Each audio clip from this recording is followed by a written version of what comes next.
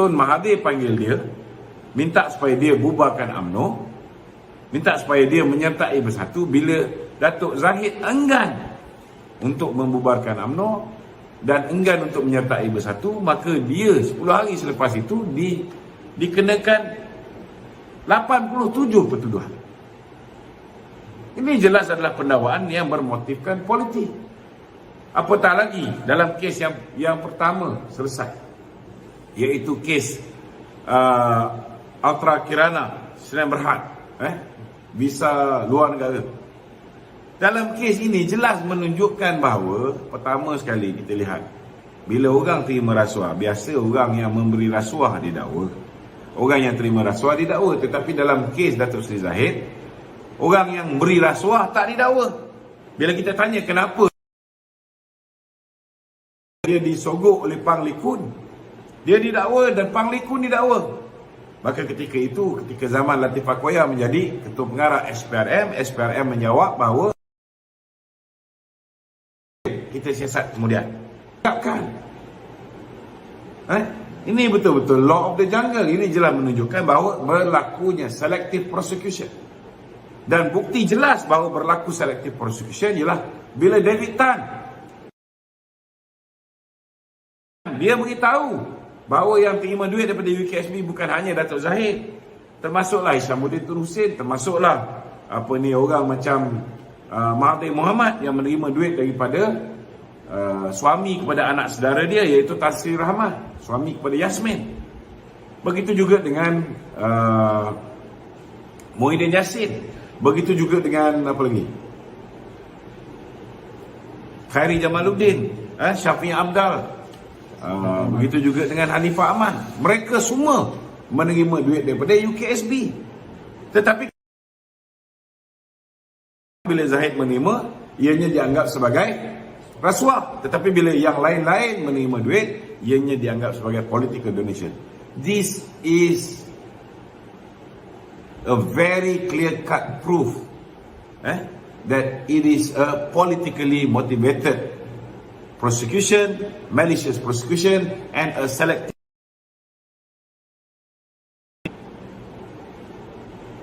Jadi takkanlah sebagai orang yang duduk dalam ketika kita sama-sama membantah ISIS dan sebagainya, bila kamu jadi kerajaan, apa yang PAS buat, apa yang PAS buat untuk pastikan pasukan petugas khas ataupun task force yang menyiasat buku Tommy Thomas, bagaimana Tommy Thomas mendedahkan 19 perkara yang didedahkan boleh diatur. Ini Peguam Negara Pakatan Harapan sendiri mengaku bahawa hakim-hakim boleh diatur. Ketua Hakim Negara dilantik bukan melalui cadangan daripada Suruhanjaya Pelantikan Kehakiman. Sebaliknya ianya cadangan daripada Tommy Thomas sendiri dan dipersetujui oleh Tun Dr. Mahathir. Jelas bercanggah dengan perlembagaan. Jadi takkanlah PAS ni tak boleh fikir bahawa apa yang berlaku pada pemimpin UMNO kerana kita tidak tunduk. Mereka bukan setakat tunduk kepada Mahathir, bukan setakat tunduk barwa kepada Mahathir. Itu sebab mereka diselamatkan. Jangan lupa benda ni. Apa orang cakap pasal nasib Datuk Zahid baik di Mahkamah Shah Alam kerana hakim itu bakal pencen bulan 10 ni. Itu je. Jadi apa pun orang offer kat dia mungkin tak boleh tembus. Itu sebab dia setengah hakim. Apa jadi? Boleh Datuk Zahid lepas? Cuba bayangkan kalau Datuk Zahid diteruskan dengan pendakwaan ini, kalau tiba-tiba ada prima facie, orang mula membangkitkan kenapa Muhyiddin, kenapa Mahathir, kenapa Hishamuddin, KJ dan sebagainya tidak didakwa sama.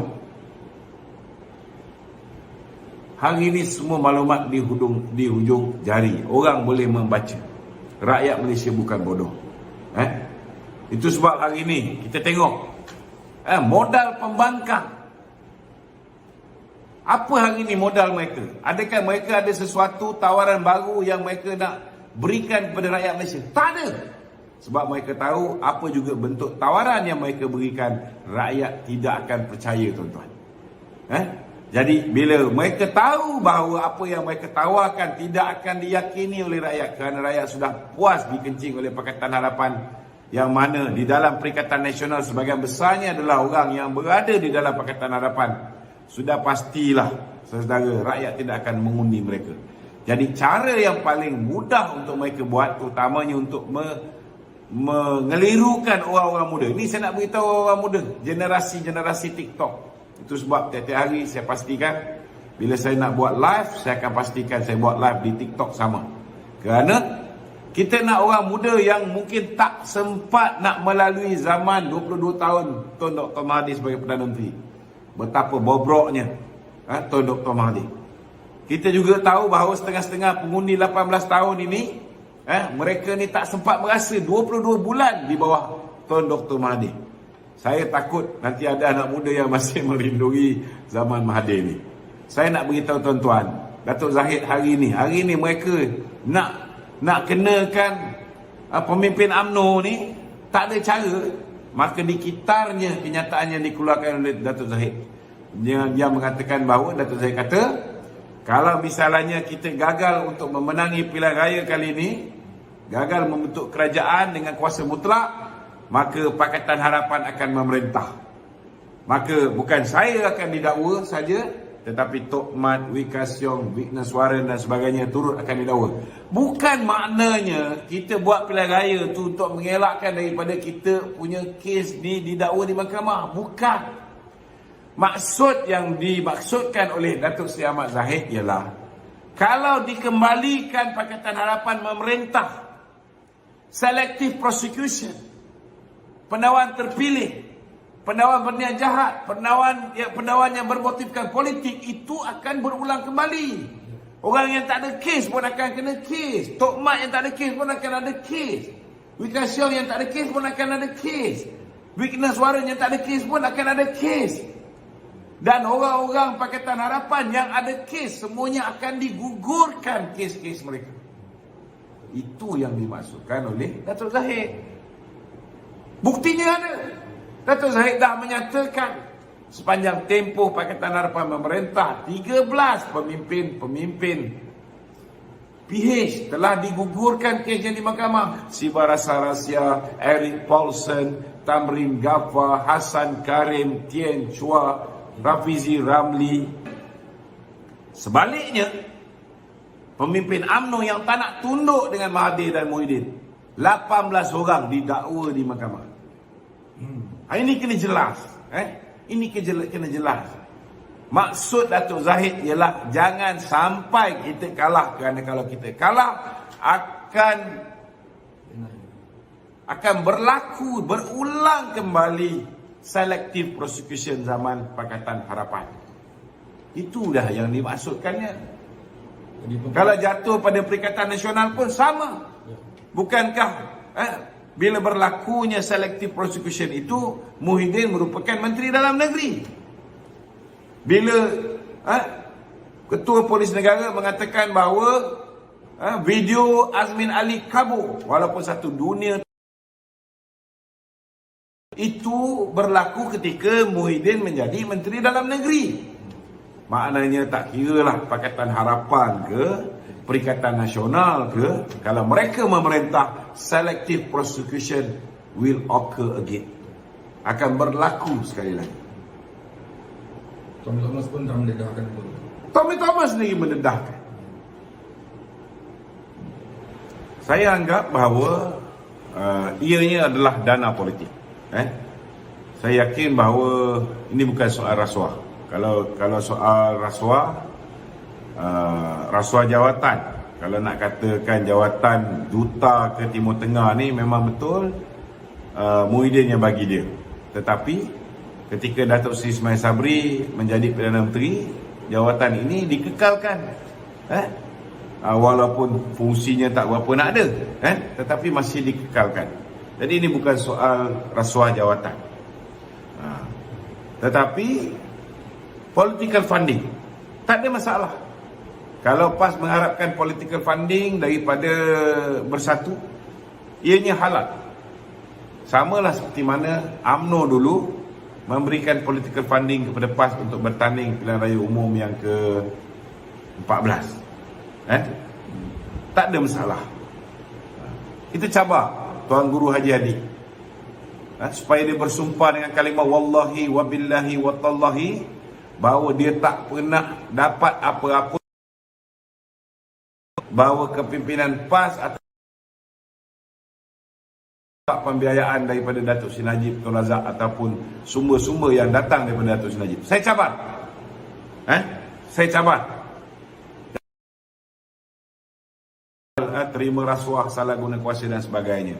PAS lebih tahu kenapa Dr. Mahathir berpuluh tahun dia kata Dr. Mahathir ni orang yang kita tak boleh sokong kerana menyokong pemimpin yang zalim. Kita tak boleh sesekali condong, bukan setakat menyokong, tak boleh condong pun pada pemimpin-pemimpin yang zalim seperti Tuan Dr. Mahathir. Kenapa tiba-tiba bila Tuan Dr. Mahathir mengajak untuk dianjurkan Kongres Maruah Melayu, kenapa tiba-tiba PAS bersetuju? Adakah kerana disogok dengan royalti minyak? Ataupun adakah mereka diugut, akan didakwa seperti mana pemimpin-pemimpin UMNO didakwa? Ini perlu dijawab oleh PAS.